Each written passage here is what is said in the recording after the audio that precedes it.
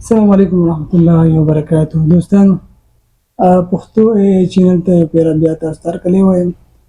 نن به مونږ په ګوګل جیمني چې پای کې بهترین فیچر اډ شوی دی په هغې باندې انشاءالله نن ویډیو جوړو. نو د هغې خصوصیت دا دی چې په ګوګل جیمني کې دا بهترین فیچر دی چې مونږ سره ویډیو شیرینګ او د ویډیو په ذریعه باندې مونږ د هغو نه معلومات حاصلولی شو. نو راځئ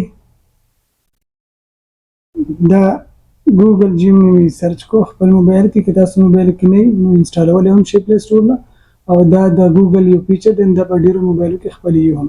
دا زه ولاړم ګوګل جیمني ته، او اوس ګوګل جیمني کې زما سره چې کوم آپشنز دي، وایس میسیج، ویډیو میسیج او ټیکسټ میسیج. نو په کومه طریقه زه معلومات کول غواړم نو زه د هغې نه معلومات حاصلولی شم.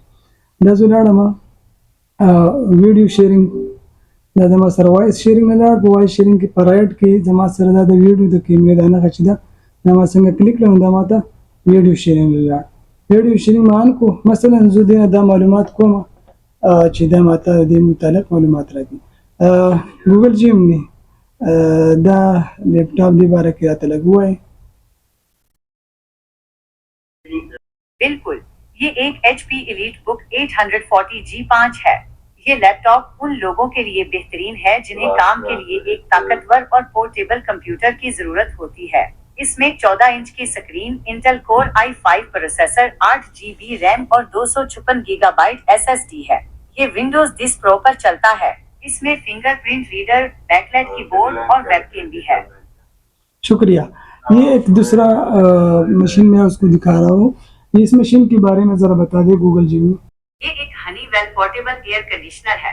ये उन लोगों के लिए अच्छा है जो अपने घर के सिर्फ एक हिस्से को ठंडा करना चाहते हैं। क्या आप उसके बारे में कुछ और जानना चाहेंगी?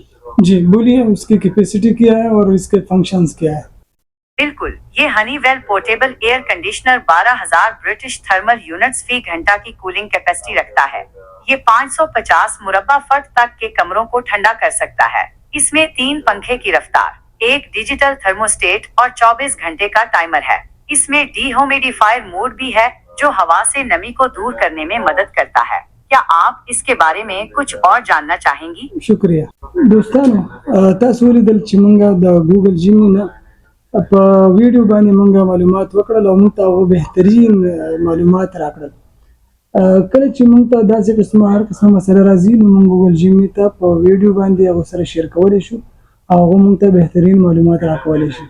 نو که غواړئ چې موږ AI نه د مصنوعي ذهانت نه فایده واخلو او ګوګل جیمني په خپل استعمال کې راولو، نو د دې ویډیو او د دې نه علاوه د بهترین ویډیو سیریز د حاصلولو لپاره زموږ چینل سبسکرایب کړئ.